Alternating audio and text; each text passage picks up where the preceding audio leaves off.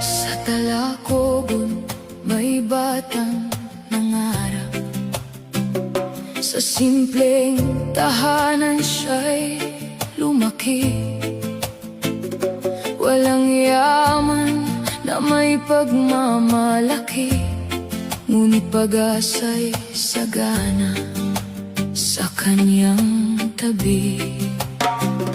Sa bawat umagang kanyang pagbangon, kasama ang mga magulang na nagsakripisyo, tahimik nilang pasan ng kahirapan upang makita lamang siyang magtagumpay.